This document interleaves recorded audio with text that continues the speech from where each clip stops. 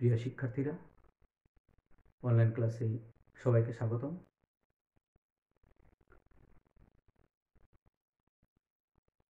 পদার্থবিজ্ঞান প্রথম পত্রের 3 অধ্যায়ের গতিবিদ্যায় আজকে দ্বিতীয় লেকচার। আশা করি তোমরা সবাই ভালো আছো। আজকে আমরা এই গতিবিদ্যার গতি বর্ণনায় অন্তরীকরণ এবং যোগজীকরণের প্রাথমিক ধারণা সম্পর্কে শুনব এবং গতির সমীকরণগুলো সম্পর্কে। নিউটনের গতির সূত্র হলো 3টি, কিন্তু সমীকরণ আছে 4টি। এইগুলা সম্পর্কে একটু ব্যাখ্যা করব।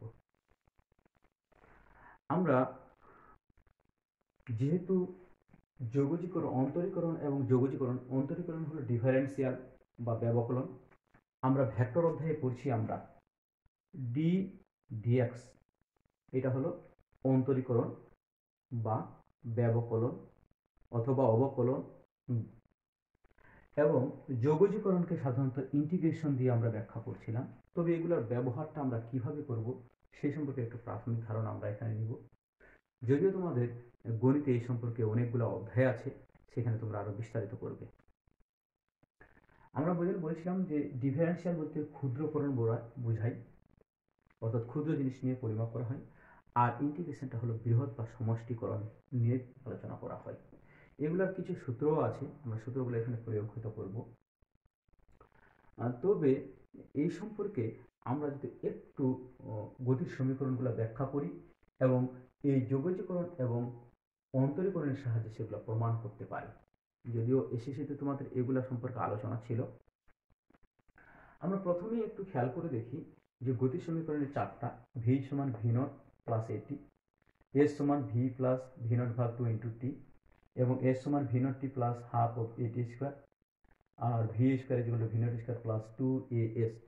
এগুলো ত্বরণের ক্ষেত্রে, মন্দন হলে আমরা মাইনাস ব্যবহার করব।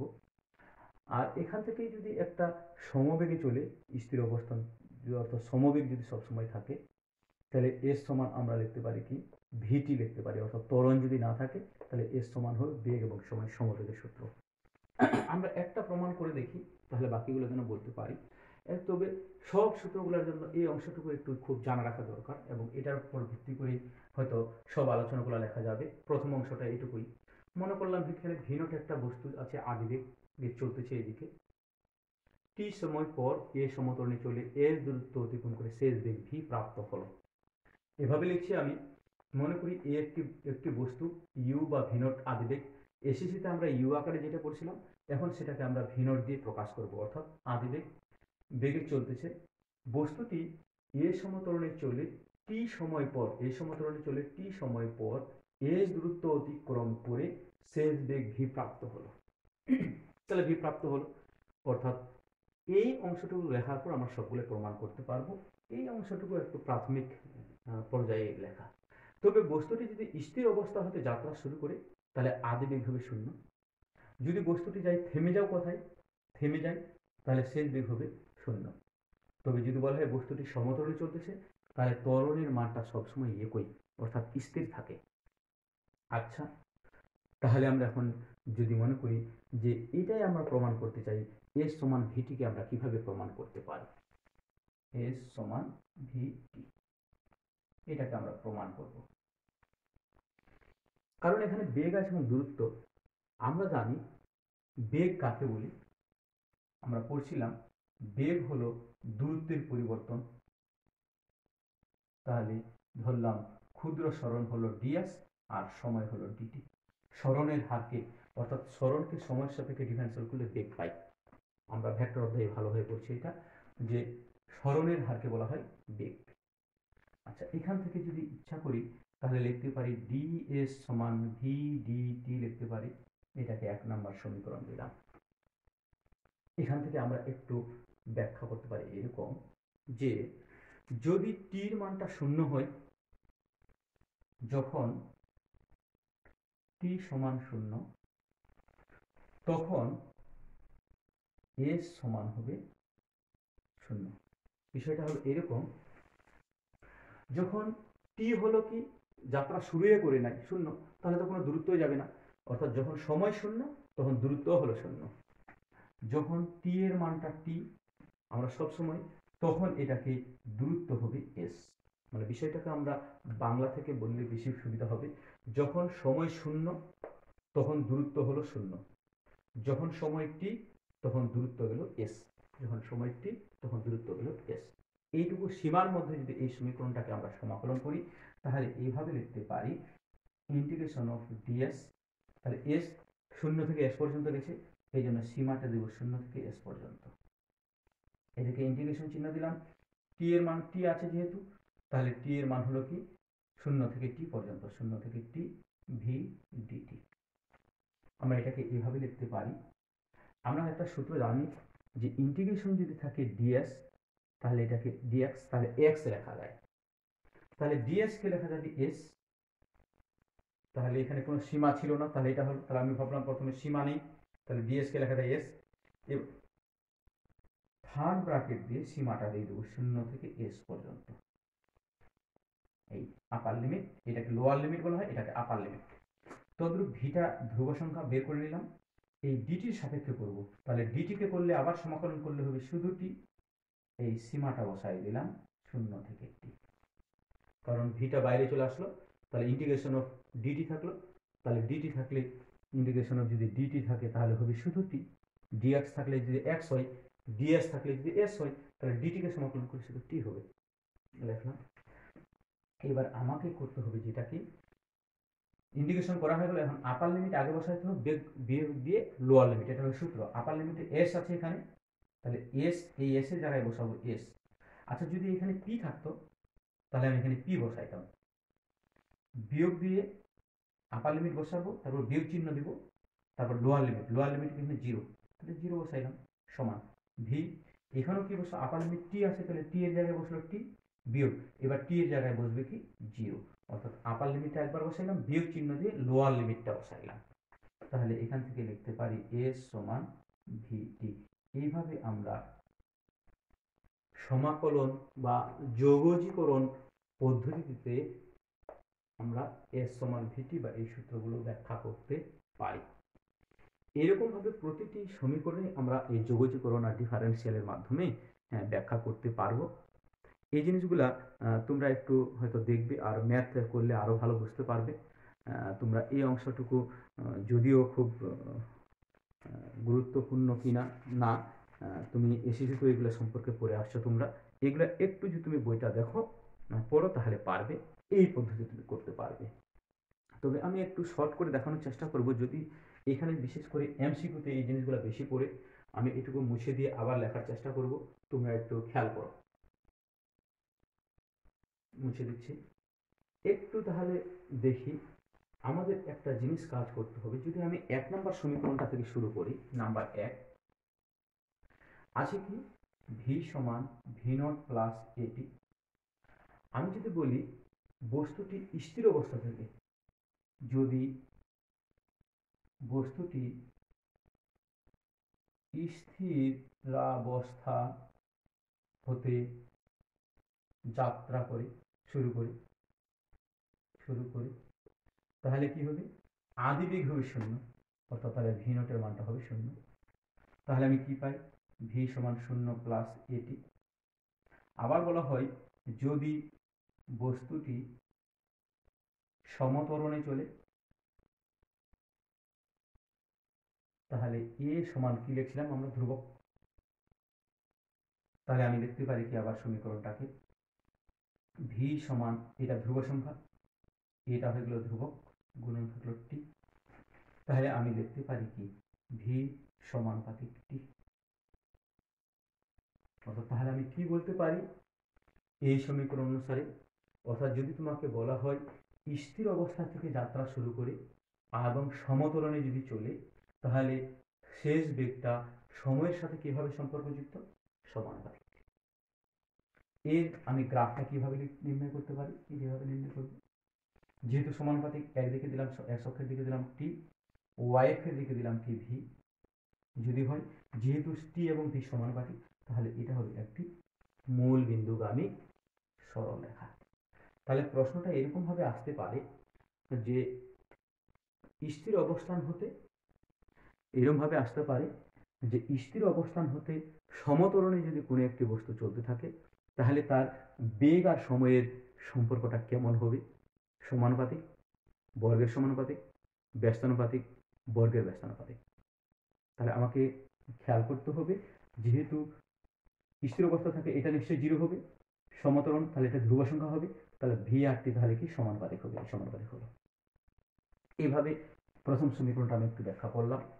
যদি এরকমভাবে অন্য সমীকরণগুলো আমরা ব্যাখ্যা করার চেষ্টা করি, যদি 2 নম্বর সমীকরণটা করি দেখি, 3 নাম্বারটা হলো এস সমান V naught T plus half of A T square. আচ্ছা, যদি স্থির অবস্থায় হতে চলে তাহলে ভি নটের মান শূন্য হবে, এটা শূন্য হয়ে যাবে, plus half of A T square. আচ্ছা, এস যদি এটা সমতরণ হয় তাহলে হাফ গুণন এটা হবে ধ্রুবক আর গুণন টি স্কোয়ার। আমরা জানি হাফটাও ধ্রুব সংখ্যা, এটাও ধ্রুব সংখ্যা, তাহলে গোটাটাই ধ্রুবক, তাহলে এস সমানুপাতিক টি স্কোয়ার লিখতে পারি। তাহলে আমি বলতে পারি স্থির অবস্থা হতে কোনো একটি বস্তু যাত্রা শুরু করে যদি সমতরণে যায় তাহলে তার অতিক্রান্ত দূরত্বটা হবে সময়ের বর্গের সমানুপাতিক। তাহলে এখান থেকে সমীকরণের সূত্রটা কেমন হবে? গ্রাফ যদি করতে চাই, একদিকে দিলাম টি এক্স অক্ষের দিকে আর ওয়াই অক্ষের দিকে দিলাম এস, তাহলে সমীকরণটা আমার কেমন আসে? আচ্ছা, যদি আমি মনে করি টি এর মান 1 সেকেন্ড বসাই তাহলে এস এর মান হবে 1, যদি টি এর মান 2 বসাই তাহলে এস এর মান হবে 4, যদি টি এর মান 3 সেকেন্ড বসাই তাহলে এস এর মানটা হবে 3 3 9। আমি যদি মানগুলা বসাই, যে এরকম 1 2 3 করে অনেকগুলা দাগ কাটানো আছে ছোট ছোট, এই দেখো 1 2 3 করে অনেকগুলা দাগ কাটানো আছে, তাহলে যখন টি 1 সময় 1 তাহলে একটা বিন্দু পাইলাম, যখন টি 2 তখন এস 4, যখন 2 পাইলাম এস তখন পাইলাম কি 4 এইখানে, তাহলে বিন্দুটা আমি পাইলাম এইখানে। যখন টি 3 তখন এস হলো 9, টি এর মান যখন পাইলাম আমি মনে করি এখানে 3 পাইলাম, তখন এস এর মান পাইলাম 9, অনেক বেশি, তাহলে বিন্দুটা এদিকে গেল, এটা এদিকে গেল, তাহলে এখানে একটা বিন্দু পাইলাম। এইগুলা যদি আমি একটা লেখচিত্রের মাধ্যমে প্রকাশ করি তাহলে এরকম পাবো, একটি বক্ররেখা বা প্যারাবোলার মতো বক্ররেখা একটা পাবো। তাহলে এস বনাম টি স্কয়ার অর্থাৎ এস এবং টি দিয়ে যদি একটা সরলরেখা অঙ্কন করি অতিক্রান্ত দূরত্ব আর সময় দিয়ে, তাহলে এইরকম হবে বক্ররেখা একটা হবে। তাহলে আমাকে খেয়াল রাখতে হবে এটা স্কোয়ার থাকলে সাধারণত উপরের দিকে আসবে এরকম বক্রতা, যদি এরকম সমানুপাতিক হয় তাহলে এটা হবে কি একটা সরল রেখা। তদ্রূপ ভাবে তুমি যদি 3 নম্বর সমীকরণটা প্রমাণ করতে চাও তাহলে আমরা এটা কিভাবে প্রমাণ করতে পারি একটু খেয়াল করে দেখো দেখি। ওই একই ভাবে সেম, তাহলে আমি এখানে ভি স্কয়ার সমান 4 নম্বর সমীকরণটা, ভি স্কয়ার সমান V naught square plus 2as, যদি স্থির অবস্থা হতে যাত্রা শুরু করে তাহলে আদি বেগ হবে 0, তাহলে ভি স্কয়ার সমান এটা 0 প্লাস 2as, যদি সমতরণে চলে তাহলে সমতরণ হলে ধ্রুব সংখ্যা হয়ে যাবে, তাহলে গোটাটাই হবে 2 এবং a হয়ে গেল ধ্রুবক, থাকলো s, তাহলে আমরা লিখতে পারি ভি স্কয়ার সমানুপাতিক হলো s, অথবা লিখতে পারি ভি সমানুপাতিক √s। তাহলে এরকম ভাবে বলা যেতে পারে কোনো একটি বস্তু যদি স্থির অবস্থান হতে যাত্রা শুরু করে এবং সমতরণে যায় তাহলে তার শেষ বেগটা হবে অতিক্রান্ত দূরত্বের বর্গমূলের সমানুপাতিক। এইভাবে সাধারণত এমসিকিউতে প্রশ্নগুলো পড়ে, এরকম ভাবে পড়লো যে কোনো একটা বস্তু স্থির অবস্থা হতে সমতরণে যাত্রা শুরু করলে শেষ বেগটা অতিক্রান্ত দূরত্বের সাথে কিভাবে সম্পর্কযুক্ত, সমানুপাতিক, বর্গের সমানুপাতিক, বর্গমূলের সমানুপাতিক, বর্গমূলের ব্যস্তানুপাতিক। তাহলে সঠিক উত্তরটা তোমাকে বাছে নিতে হবে। এইভাবে তাহলে আমরা এই অঙ্কগুলা করতে অর্থাৎ সমীকরণগুলো ব্যাখ্যা দিতে পারি। আমি আরেকটা সূত্র একটু ধারণা দিব, তারপর হয়তো অঙ্কে চলে যাব। একটু দেখি, এটুকু মুছে দিলাম। এইবার আমরা যে কাজটা করব যে টি-তম সেকেন্ডে অতিক্রান্ত দূরত্বটা কি, টি-তম সেকেন্ডে অতিক্রান্ত দূরত্ব, টি-তম সেকেন্ডে অতিক্রান্ত দূরত্বের সূত্রটা হবে এরকম যে আমরা একটু খেয়াল করে দেখি, টি-তম সেকেন্ডে অতিক্রান্ত দূরত্ব, এই জিনিসটা কি? টি-তম সেকেন্ড, মনে করলাম যে এখান থেকে যাত্রা শুরু করলাম, এখান থেকে এই পর্যন্ত আসলাম। আচ্ছা, এখানে গেলাম 1 সেকেন্ডে, এটা হলো 2 second, 3 second, 4 second, 5 second, 6 second, 7 second, 8 second, 9 second, 10 second. তাহলে এখানে 0 থেকে 10 সেকেন্ডে গেলাম, তাহলে 10 সেকেন্ডে এত দূরত্ব যাওয়া হলো। যদি বলে 9 সেকেন্ডে কত দূরত্ব যাব, এতটুকু দূরত্ব। আমি যদি বলি 10তম সেকেন্ডে কত দূরত্ব যাব, তাহলে এই 10তম বলতে কি 10 নম্বর সেকেন্ডে, অর্থাৎ 10 সেকেন্ডের অতিক্রান্ত দূরত্ব থেকে যদি 9 সেকেন্ডের অতিক্রান্ত দূরত্ব বাদ দিই, তাহলে এইখানকার 1 সেকেন্ডের অতিক্রান্ত দূরত্ব পাবো। এটাই হলো 10 সেকেন্ডের অতিক্রান্ত 10তম সেকেন্ডের অতিক্রান্ত দূরত্ব। তাহলে দুইটা জিনিস, 10 সেকেন্ডের অতিক্রান্ত দূরত্ব বলতে গড় দূরত্বটাকে বোঝাচ্ছে, কিন্তু 10তম সেকেন্ড বলতে বোঝাচ্ছে মাত্র 1 সেকেন্ডের অতিক্রান্ত দূরত্ব বোঝায়। আমরা যদি মনে করি এটা টি-তম সেকেন্ড, তাহলে এটা হবে কি টি এর আগে, তাহলে t-1 সেকেন্ড, এততম সেকেন্ড, অর্থাৎ টি এর মান 10 হলে এটা হবে 9, তাহলে t-1 সেকেন্ড। তাহলে যদি বলি এই টি-তম সেকেন্ডের অতিক্রান্ত দূরত্ব কত, তাহলে আমি লিখব s টি-তম সেকেন্ডের অতিক্রান্ত দূরত্ব সমান s t minus s t-1। এটাকে কিভাবে লিখতে পারি, এস টি, তাহলে আমি এই এস তোমার সূত্রটা লিখবো, টি এর মান, তাহলে লিখবো ওখানে কি আদি দিক যদি হয় v0 t plus half of A T square minus t-1 second অতিক্রান্ত দূরত্ব, তাহলে লিখবো কি v0 t, টি বলতে এবার t-1, দেখো t-1, এখানে টি ছিল এই জন্য টি দিচ্ছি, এখানে সময়টা t-1, তাহলে সময়টা v0 t, v0 t এর জায়গায় হলো t-1 plus half A T square, তাহলে ওখানে টি স্কোয়ার ছিল, এখানে t-1 এর উপর স্কোয়ার, এই যেটা আমি যদি এটাকে লিখতে চাই v0 t plus half of A T square minus, এইবার যদি এটা গুণ করে দিই v0 t minus v0 plus, এটা সূত্র করে দিলে কি হবে হাফ এ, তাহলে এখানে T square minus 2t plus 1 A minus B whole square সূত্র করে দিলাম। কি লেখা যায় v0 t plus half of A T square minus, এখানে v0 t minus v0 plus half A T square গুণ করে দিচ্ছি মাইনাস, এটা দিয়ে গুণ করে দিলে 2 2 কাটা গেল, থাকলো এটি, এটা দিয়ে এটাকে গুণ করে দিলাম, তাহলে থাকলো প্লাস হাফ এ, মাইনাস চিহ্নটা যদি এবার তুলে দিই v0 t plus half of A T square minus v0 t minus minus A plus হয়ে গেল v0 মাইনাস হলো half of A T square minus হলো এ টি মাইনাস, মাইনাসটা হয়ে যাবে কি প্লাস এ টি মাইনাস প্লাসটা হয়ে যাবে মাইনাস হাফ অফ টি। এইটা এখান থেকে দেখতে পাই এই অংশটা বাদ দেওয়া যায়, half A T square half of A T square বাদ দেওয়া যায়, তাহলেই থাকলো এই দুইটা। তাহলে এখান থেকে আমি কি লিখতে পারি v0 প্লাস এ টি আর মাইনাস হাফ অফ এ। এখান থেকে একটা জিনিস খেয়াল করে দেখি আমি কি লিখতে পারি, এই জিনিসটা থেকে এদিকে রেখে নিচে দেখা যাবে না হয়তো বা, তাহলে এখানে v0, এখানে প্লাস, আমি যে হাফ এটা কমন নিই হাফ এ, আমি জানি কমন বলতে বুঝাই ভাগ, তাহলে এটিকে ভাগ দিলাম হাফ এ দিয়ে, মাইনাস হাফ এ এখানে ছিল হাফ এ ভাগ দিলাম হাফ এ। আমি বুঝাতে চাচ্ছি এরকম যে এখান থেকে আমি কমন নিলাম হাফ এ কমন নিলাম, হাফ কমন মানে ভাগ, তাহলে এটার সাথে একবার ভাগ দিলাম, এটার সাথে ভাগ, এটার সাথে ভাগ দিলে 1 হয়ে যাবে, আর এটার সাথে ভাগ দিলাম তাহলে এ কাটা গেল 2টা উপরে চলে যাবে, তাহলে সূত্রটা হবে এরকম v0 প্লাস এটা হাফ এ এই 2টা উপরে চলে গেল, এ কাটা গেল, তাহলে 2t আর মাইনাস হলো 1। এটাই হলো টি-তম সেকেন্ডে অতিক্রান্ত দূরত্বের সমীকরণ। অর্থাৎ আমাকে এত বড় কিছু করতে হবে না, যদি বলি 10তম সেকেন্ডে অতিক্রান্ত দূরত্ব কি, তাহলে এইখানে 10তম লিখবো, তাহলে v0 হাফ এ এই টি এর জায়গায় শুধু 10 লিখবো, তাহলে 10তম সেকেন্ডে অতিক্রান্ত দূরত্ব বের হয়ে যাবে। যদি বলি 7তম সেকেন্ডে অতিক্রান্ত দূরত্ব, তাহলে এখানে কি 7 দিলে আমার 7তম সেকেন্ডে অতিক্রান্ত দূরত্ব হবে। শুধু আমাকে বুঝতে হবে এরকম যে 10 সেকেন্ডে অতিক্রান্ত দূরত্ব বলতে এটা বোঝায়, আর 9 সেকেন্ডের দূরত্ব বলতে এইটুকু বোঝায়।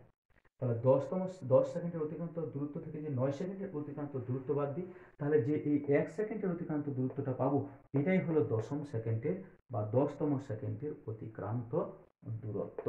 এইভাবে বের করা যায় এই সূত্রের সাহায্যে। আমরা এবার কয়েকটা যদি অঙ্ক একটু করি, তাহলে আমাদের একটু ধারণাটা স্পষ্ট হয়ে যাবে। একটু খেয়াল করে দেখি খুব সহজ করে। আমরা ভাবলাম এটা একটু মুছে দিই, তাহলে একটু ভালো হবে, আমাদের বুঝতে সুবিধা হবে। একটু মুছে দিলাম। দেখি এবার এইরকম বিষয়টা খুব সহজভাবে বোঝার চেষ্টা করতে হবে যে একটি লক্ষ্যস্থলে গুলি ছোড়া হলো। প্রশ্নটা লিখি, একটি লক্ষ্যস্থলে গুলি ছোড়া হলো। লক্ষ্যস্থলে গুলি ছোড়া হলো 0.06 মিটার 0.06 মিটার দূরত্ব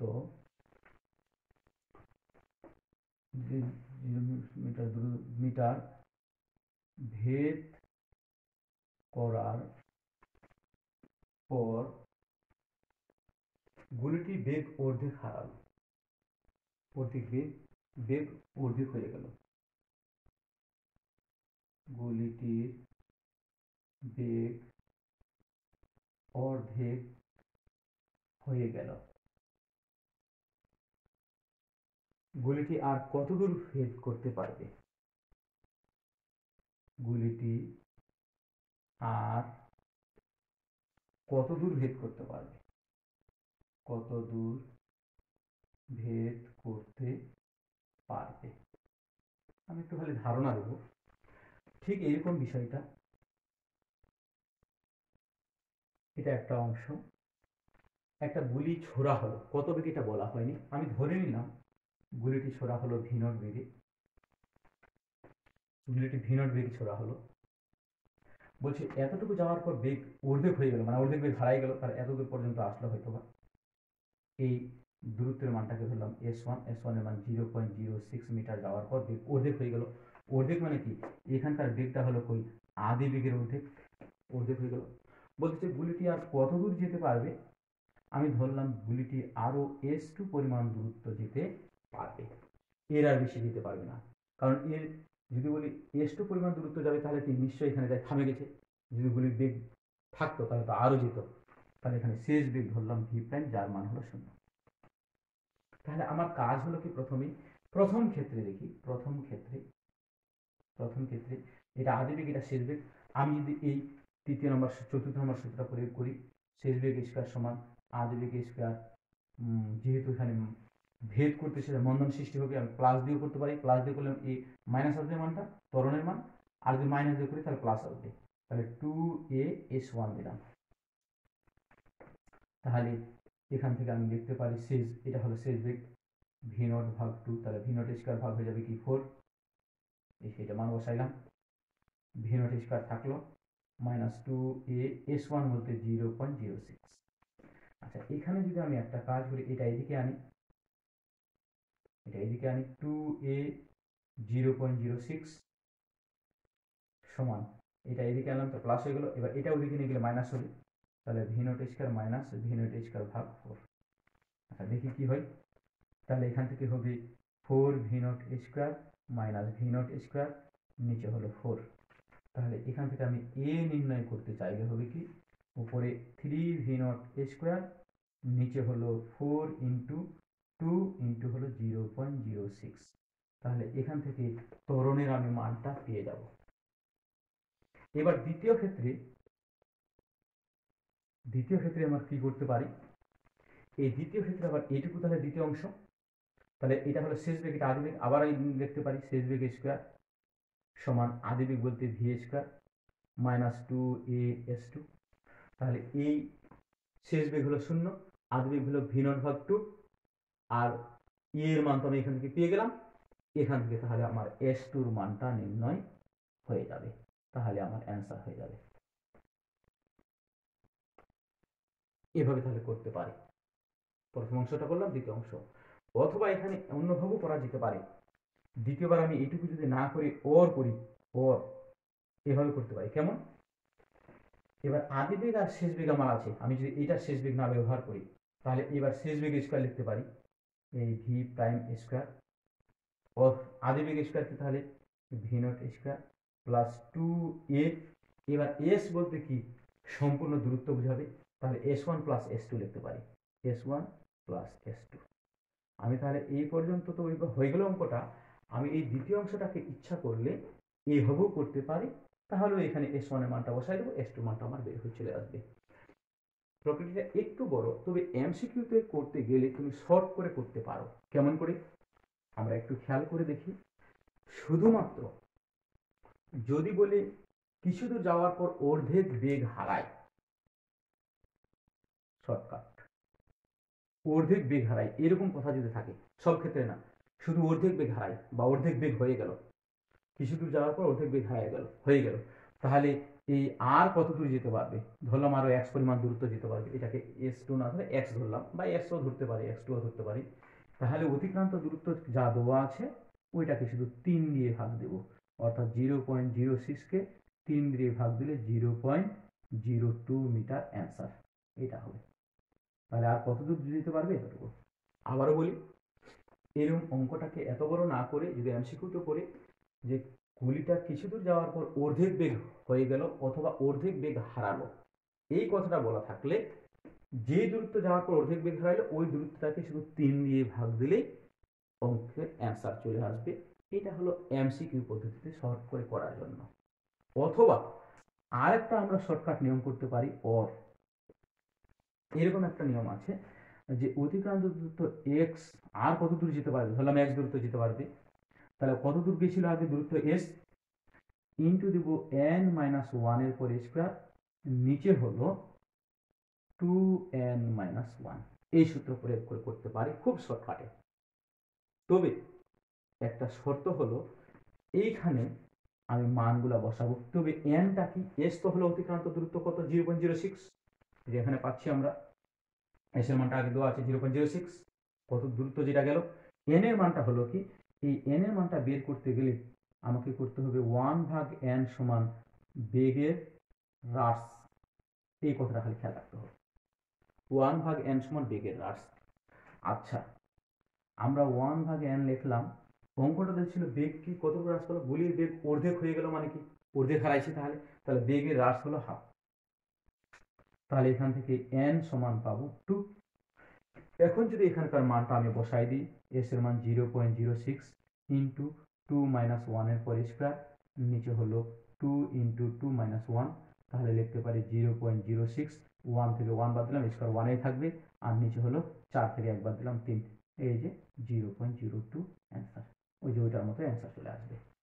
তাহলে আমরা এইরকম অর্ধেক বললে শর্টকাট এটা, আর অর্ধেক না বললে যে কোনো ভাবে বলুক এখন কম বেশি, এই সূত্র হলো জেনারেল সূত্র, এটা হলো জেনারেল, সব ক্ষেত্রে এই অংশটা আমরা গুরুত্বপূর্ণ ব্যবহার করব, খুব সুন্দরভাবে যে কোনো অঙ্ক হয়ে যাবে, এত বড় আমাদের করার দরকার হবে না।